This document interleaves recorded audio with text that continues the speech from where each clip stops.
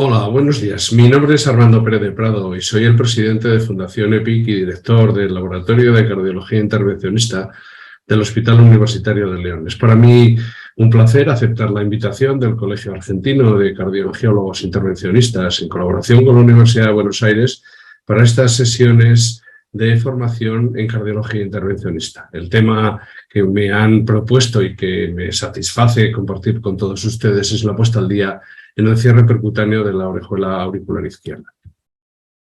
Unas palabras rápidas sobre la fibrilación auricular. Probablemente ahora en época de pandemia podemos hablar también de la pandemia de la fibrilación auricular. 1 de cada 3 individuos se estiman, por lo menos, que padecerán a lo largo de su vida fibrilación auricular. La carga de prevalencia de fibrilación auricular en la Unión Europea alcanzará en unos años los más de 10 millones de pacientes en fibrilación auricular, y a medida que uno envejece, como es razonable, la incidencia de fibrilación auricular aumenta, especialmente en los varones. Y aumenta la prevalencia de fibrilación auricular y, como pueden ver en el gráfico de la derecha, también aumenta el número de accidentes cerebrovasculares que son atribuibles a la fibrilación auricular. Cada vez encontraremos más pacientes ancianos con ictus provocados por cardioembolias en fibrilación auricular. Lo que es peor en estos pacientes, el 60% de los accidentes cerebrovasculares que cursan con fibrilación auricular, que de probable origen cardioembólico, acabarán con una incapacidad relevante, mucho más, es 3 o 4 veces, esta cifra es 3 o 4 veces superior a la de los ictus que no tienen fibrilación auricular. ¿Por qué sucede esto? Por la formación de trombos que tiene lugar en la fibrilación auricular no valvular, predominantemente en aurícula izquierda, y de ahí el 90%, como demuestra esta serie clásica de ecocardiografía transesofágica y de necropsias, el 90% de estos trombos residen, se inician o se localizan en la orejuela auricular izquierda. Es decir, la gran mayoría de los trombos de los coágulos generados en la fibrilación auricular no valvular se asientan en la orejuela auricular izquierda. Son muy pocos los trombos que aparecen fuera de la orejuela. Esta serie es mucho más reciente, abarca 1.400 ecocardiogramas transesofágicos realizados precardioversión por fibrilación o flúter. La prevalencia de trombos es un poco menor a la previa, probablemente reflejado por el tipo de pacientes que son. Es fibrilación auricular de reciente comienzo o flúter de reciente comienzo en el que se plantea la cardioversión, y la gran mayoría de los trombos están en la orejuela. Solo 1 de cada 87 aparecen fuera de la orejuela, y muchos de ellos nacen en la orejuela antes de extenderse hacia el resto de la aurícula izquierda. Incluso en el paradigma de la enfermedad embolígena, que es la estenosis mitral reumática, pongo solo en rojo porque hasta el 77% de los trombos aparecen en la orejuela auricular izquierda. Hay otro 9% que aparecen en la orejuela auricular izquierda y que se extienden hacia el resto de la aurícula izquierda. Es decir, incluso en la enfermedad reumática, la aparición de trombos en la aurícula izquierda tiene en la orejuela auricular izquierda. ¿Qué podemos hacer para esto? Bueno, pues no les descubro nada nuevo si les digo que el cierre de orejuela auricular izquierda de forma percutánea es un tratamiento ya establecido y que tiene unos resultados demostrados. A pesar de eso, las guías de fibrilación auricular de la Sociedad Europea de Cardiología de hace un par de años solo daban una indicación 2B al cierre de la orejuela auricular izquierda percutáneo.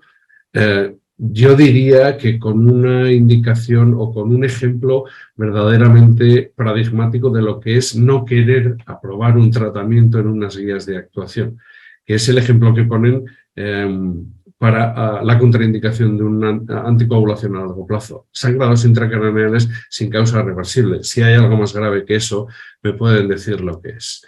Hay también una indicación 2B para la exclusión o para la oclusión de orejuela auricular izquierda quirúrgica en pacientes que se operan, y hablaré un poquito sobre este tema porque las cosas están cambiando y probablemente en ambas indicaciones nos encontraremos diferencias en poco tiempo. ¿Cuáles son los escenarios clínicos en los que podemos ofrecer el cierre de orejuela auricular izquierda? Pues creo que hay 3 y me gustaría repasar con ustedes la situación y las novedades que ha habido en estos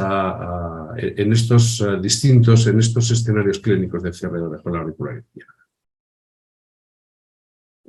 En los pacientes en los que hay contraindicación a los anticoagulantes por sangrados es probablemente el escenario en el que estamos utilizando más el cierre de orejuela auricular izquierda, aunque les recuerdo que la indicación de las guías es un 2B con nivel de evidencia B y ahora hablaremos de por qué ese nivel de evidencia. Las complicaciones hemorrágicas en la anticoagulación oral son bien conocidas. En el primer año aparecen muchas de ellas. La mayoría son sangrados gastrointestinales. La mitad de ellos provienen del colon, pero con muy distintas causas. Y lo que es muy importante es que el 15% de los sangrados recurren en el primer año. ¿Qué sucede en la vida real? Que retiramos a muchos de estos pacientes o ni siquiera iniciamos tratamiento con anticoagulantes. Y fíjense en la gráfica de la izquierda que cuanto mayores son los pacientes con mayor riesgo embólico, menos se utiliza la anticoagulación, hasta un tercio de pacientes, solo un tercio de pacientes por encima de 85 años están anticoagulados, probablemente porque tienen más contraindicaciones en la anticoagulación. Pero es que incluso cuando no las hay, y esta es la gráfica de la derecha, la mitad de los pacientes no se anticoagulan por una o por otra razón, sobre todo, insisto, en los pacientes de más edad y más riesgo embólico. Y si lo hacen, muchos de ellos en muchos de ellos se utiliza una dosis inadecuada, habitualmente infradosificación. Esto es muy frecuente, fíjense en los resultados del Fantasía, un estudio colaborativo español en el que hasta el 28% de los pacientes estaban infradosificados con dabigatran. La cifra era menor con el resto de los nuevos anticoagulantes disponibles, pero esto en la derecha, en otro de los registros recientes de uso de nuevos anticoagulantes, nos damos cuenta de que muchos de los pacientes en los que se utiliza dosis reducida están inadecuadamente tratados con anticoagulantes. Teóricamente para prevenir sangrados, correcto, pero ¿qué sucede en estos casos? En que la eficacia desaparece, la eficacia de los nuevos anticoagulantes, teóricamente superiores a la anticoagulación con antivitamina K, desaparece. Y de hecho, cuando se utiliza esa dosis inadecuadamente baja, encontramos una menor protección, y en el caso de la Apixaban es muy notable, como se observa en la gráfica de la izquierda, una menor protección frente al riesgo de eventos embólicos, de ictus o de embolias sistémicas. Y finalmente, la repercusión sobre la supervivencia que aparece en la gráfica de la derecha, pues es notable. Las dosis inadecuadas conducen a una mayor mortalidad, bien por riesgo de sangrado o sobre todo por riesgo de nuevas embolias cuando hablamos de infradosificación. El estudio ASAP es el único estudio que se ha valorado en las guías de actuación clínica como evidencia suficiente para hacer esa indicación 2B, de ahí el nivel B. El estudio ASAP no es un estudio randomizado, es un estudio observacional en el que se demostraba que el cierre de orejuela auricular izquierda con el dispositivo Watchman, la versión 2.5, la versión clásica, reducía la incidencia de eventos previstos, basándose en la puntuación CHADS-2, hasta en un 77% respecto a la incidencia prevista en función de la escala de riesgo embólico. En esa población la escala marcaba un riesgo embólico de 7.3% por paciente año, y la tasa de eventos embólicos de ictus isquémico se redujo hasta 1.7. No es un estudio randomizado, pero es el que da pie para el uso de este tratamiento en pacientes con contraindicación a la anticoagulación oral. Este estudio es más reciente, muy recientemente publicado en la Revista Europea de Cardiología. Creo que es un estudio interesante porque analiza desde el punto de vista de coste-efectividad el cierre de orejuela auricular izquierda en pacientes con fibrilación auricular y contraindicación a la anticoagulación oral. Es verdad que esto sucede en un país concreto, que es en Suecia, pero es un buen análisis para saber cuál es el coste del cierre de orejuela auricular izquierda en pacientes que no pueden tomar anticoagulantes. Desde el punto de vista de del sistema público de salud, fíjense en la gráfica central, la reducción de costes es evidente, aumentando el número de años de expectativa de vida con calidad en aproximadamente 1, y es que ahorra 10.000 euros. Incluso desde el punto de vista de sistemas privados de salud, el coste por año de vida ganado está bien por debajo de los 5.000 euros. Es decir, desde el punto de vista del sistema público, al que le ahorra costes relacionados con reingresos, hemorragias y tratamientos, en este sentido el tratamiento con cierre de orejuela auricular izquierda es dominante frente al tratamiento conservador en los pacientes que no pueden tomar anticoagulantes. En las gráficas de la derecha demuestra que, a pesar de considerar distintas situaciones, son gráficas de repetición de situaciones de Monte Carlo, en todas las ocasiones nos encontramos que, desde el punto de vista de la sanidad pública, es un tratamiento dominante porque es más efectivo y más barato que el tratamiento convencional. Un capítulo especial dentro de las hemorragias es el de los sangrados intracraneales. En este caso aparece un poco más en las gráficas el cierre de oclusión auricular izquierda, mantiene el mismo nivel de indicación y ya avisa que hay estudios randomizados en camino para ver qué podemos hacer con sangrados intracraneales. En este sentido, y también es muy reciente, se suspendió la inclusión de pacientes en un estudio aleatorizado en el que comparaba apixaban con evitar la anticoagulación en pacientes con hemorragia intracraneal previa. ¿Por qué? Porque los pacientes tenían más hemorragias intracraneales, como era de esperar, con la anticoagulación con apixaban, frente a los pacientes en los que se evitaba la anticoagulación, pero es que además tenían la misma incidencia de ictus isquémico que si no lo tomaran. Es decir, probablemente estamos hablando de un tratamiento fútil o deleterio, el intentar en estos pacientes el utilizar nuevos anticoagulantes para evitar la incidencia de embolias sistémicas, porque el precio que se paga con sangrados es verdaderamente alto. Es decir, estamos en un terreno abonado probablemente interesante para el cierre de orejuela, y es que ya hay evidencias publicadas. No son aleatorizadas. Hace 4 años revisábamos en la Revista Española de Cardiología las evidencias que había publicadas en este sentido, y la evidencia, sobre todo en las 2 primeras columnas, pueden ver en los pacientes con indicación de cierre de orejuela por hemorragia intracraneal que la reducción de mortalidad y de ictus y de sangrados frente a lo esperado o emparejando por la puntuación de propensión con una población control, que es el estudio de Nielsen, los resultados del cierre de orejuela son superiores, muy superiores al tratamiento estándar, que probablemente muchos de sus pacientes ni siquiera están anticoagulados.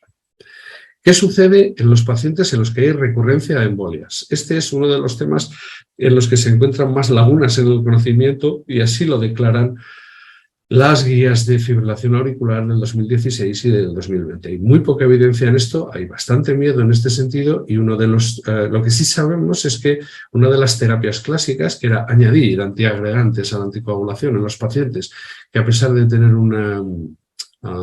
estar bien anticoagulados, tenían un ictus, no solo no es beneficioso, sino que es deleterio, porque provoca más sangrados sin reducir la nueva tasa de eventos embólicos. En este sentido, un grupo colaborativo español, liderado por el Hospital Clínic, reunió pocos pacientes, porque la indicación todavía no es muy grande, pero pocos pacientes en los que, a pesar de estar en tratamiento anticoagulante correcto, es decir, en cifras adecuadas de INR en el caso de los antivitamina K, o tomando la medicación de nuevos anticoagulantes, tenían ictus. En estos pacientes lo que hicimos fue hacer el cierre de orejuela. En muchos de ellos se mantuvo el tratamiento anticoagulante que estaban tomando, o se cambió a uno más efectivo en caso de que no lo fuera, y conseguimos reducir la presencia de nuevos ictus. Había pacientes que tenían hasta 4 ictus previos, 4 ictus embólicos previos, y conseguimos reducir el número de esa recurrencia de eventos embólicos de una manera muy significativa con el cierre de orejuela, además del tratamiento anticoagulante, por encima del tratamiento anticoagulante. ¿Qué evidencia hay en los registros más grandes? El estudio Evolution, que incluye más de 1000 pacientes europeos cerrados con el dispositivo Watchman, demuestra que en los pacientes con historia de ictus o de ictus hemorrágico, la incidencia o la recurrencia de nuevos eventos es mucho menor de la prevista, aproximadamente similar a la del grupo global o a la del grupo de los pacientes sangrantes, teniendo estos pacientes una incidencia mucho más prevista, mucho mayor por sus escalas de riesgo embolígeno, que tienen un riesgo embolígeno mucho más alto, puesto que ya simplemente el haber tenido un accidente isquémico transitorio o un ictus ya otorga 2 puntos en la escala de Chas-Basque, es decir, estos pacientes de mucho mayor riesgo embólico conseguimos una eficacia similar a la del grupo global con el cierre la orejuela. Y lo que es mejor, ya hay un estudio programado de los daneses, que son verdaderos maestros a la hora de desarrollar este tipo de estudios, un estudio aleatorizado en el que los pacientes con ictus isquémico previo o accidente isquémico transitorio se aleatorizan a cierre de la orejuela auricular izquierda con uno de los dos dispositivos más utilizados, bien con el Watchman o con el Amulet, o a nuevos anticoagulantes. El grupo es de 750 pacientes según el cálculo que han hecho del tamaño muestral, y el seguimiento, tendremos seguimiento hasta 3 años, incluso hasta 10, puesto que los daneses y en general los nórdicos tienen un seguimiento con los registros nacionales de pacientes excelente, que nos ofrecen una información crítica para avanzar en todo esto.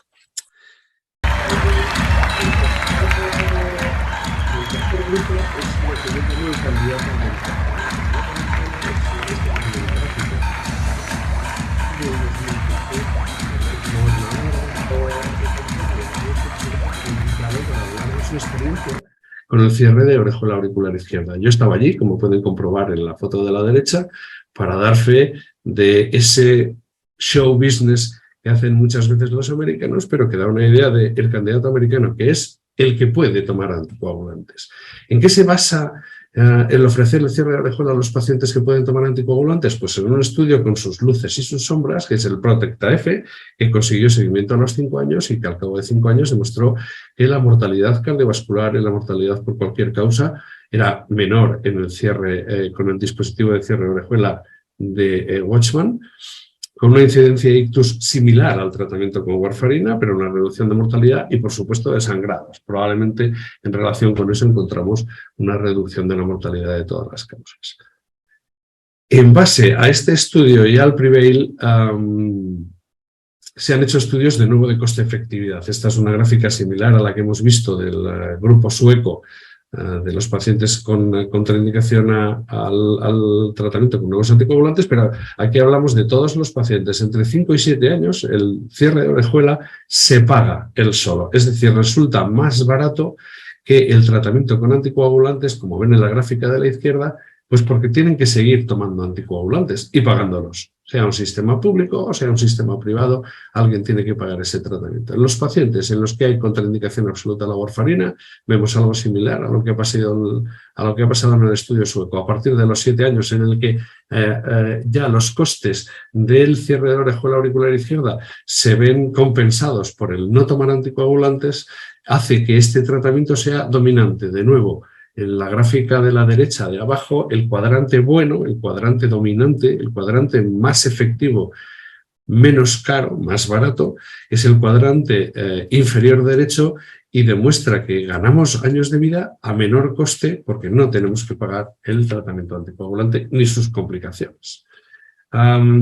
Todo esto está muy bien, pero la comunidad científica siempre pide un poquito más. El estándar del tratamiento anticoagulante actual no es la warfarina o los antagonistas de la vitamina K, son los nuevos anticoagulantes, y todo el mundo reclama estudios aleatorizados de nuevos anticoagulantes, de anticoagulantes directos frente al cierre de la orejuela.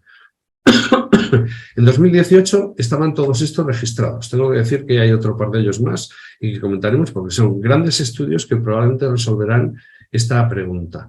Pero el primero que ya tiene datos es el PRAC-17. Nuestros compañeros checos han hecho un estudio aleatorizado en fibrilación auricular no valvular con alguno de los siguientes factores de riesgo. Bien sangrado previo importante, que requiriese intervención e ingreso, bien una embolia bajo tratamiento anticoagulante, no virgen, o bien ambas cosas. No ambas cosas, pero sí riesgo elevado de ictus, de embolias y de sangrados. Los anticoagulantes directos, los que estaban en el mercado, y los cierres de orejuela, de nuevo, con los dos dispositivos más empleados en este caso. Esta es la población, estos son los datos de la población. El número no es muy alto, pero puede empezar a ofrecer información importante en este sentido. Quiero llamar la atención sobre las dos últimas filas. El perfil de los pacientes tenían una historia de evento cardioembólico en muchos de los casos, y creo que esto es importante, más de un tercio de los pacientes ya habían tenido ictus bajo tratamiento con anticoagulantes, y como la mitad tenían historia de sangrado o riesgo muy elevado de sangrado. Creo que la población refleja un grupo de patología importante, eso justifica que el número de pacientes no sea muy elevado. ¿Cuáles son los primeros resultados que se publicaron aproximadamente a 2 años y medio y se presentaron en varios congresos y tardó un poquito en publicarse? Pues estos son los resultados. No hay diferencias, es un estudio de no inferioridad. Evidentemente, frente a nuevos anticoagulantes, todos los estudios se van a diseñar con no inferioridad, puesto que son el patrón oro de tratamiento de esto. El seguimiento ya lo ven, aproximadamente 20 más o menos 10 meses, y ya empezaba a haber datos de que había aunque no había diferencias importantes en ictus, mortalidad, sangrado o complicaciones derivadas del procedimiento, había ya pistas de que los sangrados no derivados del procedimiento se reducían de forma importante, como era de esperar, con el cierre de orejuela. Ya tenemos datos, estos son muy recientes, están publicados en JACC hace muy poquito, ya tenemos datos de seguimiento a 4 años y empieza a demostrarse no solo la no inferioridad, sino una tendencia, como pueden ver en la gráfica, hacia una reducción en los eventos derivados, casi exclusivamente, de los eventos de sangrado. Pero eso es lo que estamos buscando precisamente en los estudios de no inferioridad, encontrar el hecho diferencial de un tratamiento frente al distinto. Una palabra que ya comenté en las indicaciones de cierre de orejuela quirúrgico, de oclusión o de excisión, mejor excisión, cuanto mejor se cierre, si se corta mejor todavía, de la orejuela auricular izquierda. Durante cirugía, un grupo canadiense, internacional, ha hecho un estudio aleatorizado de muchos años, pero que creo que es crítico. Creo que se presentó en el American College del año pasado y creo que fue el estudio más interesante con diferencia porque cambia la práctica total de los cirujanos cardíacos. En este momento, aquellos pacientes que tenían historia de fibrilación auricular y un riesgo embolígeno un poco elevado, de 2 o más, no gran cosa, les randomizaban, les aleatorizaban a cerrar, a cortar la orejuela o a no hacerlo. Y mantenían tratamiento anticoagulante, como pueden ver en la segunda fila, 3/4 partes de los pacientes, es decir, muchos de ellos con indicación de anticoagulación, además se les mantenía el anticoagulante. Bien, pues el cierre de orejuela, además del tratamiento anticoagulante, redujo de una manera muy significativa la incidencia de embolias durante el seguimiento, la incidencia de ictus o de embolias sistémicas, de una forma muy importante, de una forma como que el Heiser ratio estaba en 2/3, en 0,67 de los pacientes en los que no se realizaba este tratamiento. Hablamos de 2.400 pacientes por cada grupo, creo que es un número importante. No hablamos, había pacientes valvulares, pacientes coronarios, pacientes, la fibrilación auricular incluso podría valer la posquirúrgica, es decir, había un grupo muy amplio representado y esto ha cambiado totalmente el tratamiento. Cambian totalmente el tratamiento, de manera que mi opinión, en base a los resultados que tenemos de PRAC 17 y del LAOS 3 y de los que vendrán, que ahora comentaré un poco, de los 2 grandes estudios que comparan cierre de orejuela auricular izquierda con nuevos anticoagulantes, creo que las nuevas guías deberían empezar a considerar esto. Ya no estoy diciendo, porque va a haber más evidencia, hay más evidencia de estudios randomizados y hay más evidencia que la oclusión de orejuela auricular izquierda se debe considerar en pacientes con alto riesgo o con un sangrado relevante, y en esto me apoyo en los resultados del PRAC 17 y desde luego los resultados del LAOS 3 en cirugía hablan de quita la orejuela de tu paciente que vas a operar si tiene historia de fibrilación auricular o riesgo elevado de embolias. El punto de corte, no sé cuándo es la próxima revisión de las guías de fibrilación auricular, pero el punto de corte de qué va a pasar con todo esto lo van a dar estos 2 estudios. Champion-AF y Catalyst Trial son estudios, uno con Watchman y el otro con Amulet, de unos 2.500, 3.000 pacientes frente a nuevos anticoagulantes para demostrar no inferioridad de cierre de orejuela en aquellos pacientes que sí pueden tomar anticoagulantes orales. Una actualización rápida, nosotros, mi grupo en León está participando en el Champion-AF y la velocidad de inclusión está siendo verdaderamente rapidísima. Los 3.000 pacientes estimados se van a completar antes de lo previsto, se van a completar este año. Ya el 80% del número previsto de pacientes que se deben incluir de 3.000 ya se han incluido, y es que hay otro 10% que ya tienen un consentimiento firmado. Es probable que después del verano se cierre el reclutamiento y tengamos que esperar los 3 años que tiene previsto para ver la reducción y la no inferioridad de cierre de orejuela auricular izquierda con el dispositivo Watchman Flex frente a los nuevos anticoagulantes. ¿Qué lección puedo sacar del cierre de orejola auricular izquierda, que se está convirtiendo en una opción más? Y digo una opción más porque hay casos no muy particulares, pero sí muy llamativos, en los que la gente está empezando a considerar el cierre de orejola auricular izquierda de forma relevante. Y es sobre todo en pacientes en los que esperamos que estén muchos años bajo tratamiento anticoagulante. Les voy a referir un caso clínico muy cercano, porque es uno de los cardiólogos que trabajaba con nosotros, que me ha dado su consentimiento para presentar estos datos, que a los 65 años se jubiló, como era hipertenso, tiene un CHAS de 2, nunca había tenido fibrilación auricular, pero al mes de jubilarse, y esto es la enfermedad derivada de la jubilación, parece, presenta un primer episodio de fibrilación auricular que de momento era autolimitado y basta que uno sea recomendado para que alguien le diga tómate aspirina y no te preocupes nada más.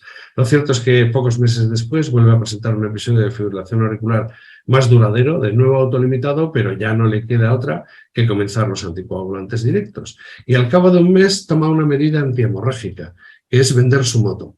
Y aquí declaro mi conflicto de intereses porque soy motero y esto me dolió. Lo mismo que le dolió a él, que tuvo que vender la moto para evitar el tener un accidente bajo tratamiento anticoagulante que podía resultar mortal y en otro caso no haberlo sido.